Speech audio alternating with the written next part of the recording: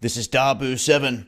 In a recent video, I talked about how the United States says it would vow to keep the Gulf and the Straits of Hormuz open if Iran attempted to try to shut it down.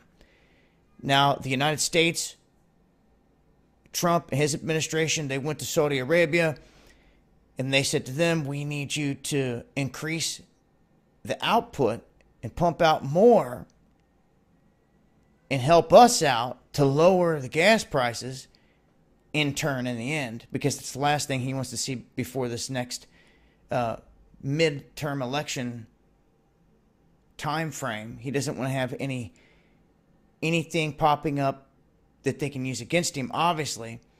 So in this instance, he's telling Saudi Arabia, if you want our continued protection, then you continue pumping out some oil. And his administration had responded and stated that they had agreed to do so. And OPEC, its biggest member being Saudi Arabia, then Iran's in there. But isn't it interesting that some of the biggest problems that we're seeing here are coming from two countries, Venezuela and Iran, that they do not like? They're huge producers of oil. And of course, the United States, Israel, Jordan, all of them against this. Now, even though Saudi Arabia and Iran don't see eye to eye on certain things, they're still in OPEC together. And I talked about in a separate video the possibility of this new oil cartel rising up that would involve some members that you would view the same. And that considered Japan among many of them, China, Europe as a whole was a key one. After China just went to Europe and had thrown out on the table, hey, why don't you come with us and go against the United States, and we'll just be a juggernaut. We'll open up all this trade and all this other stuff. And apparently the EU shot it down and said no.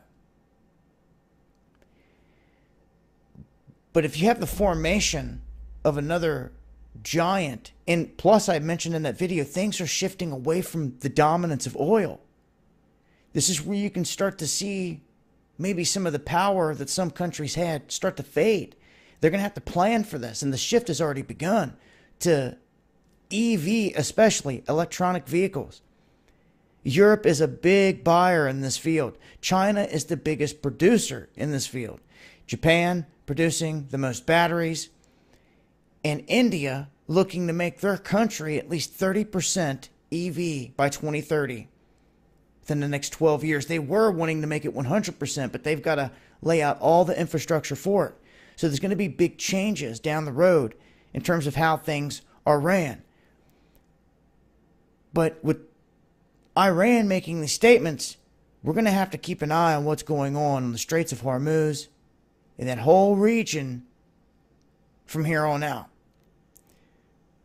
But make sure to bookmark undergroundworldnews.com. It's where you're going to find exclusive information. And as always, follow me on Twitter for the latest updates. It's been Dabu7. Peace.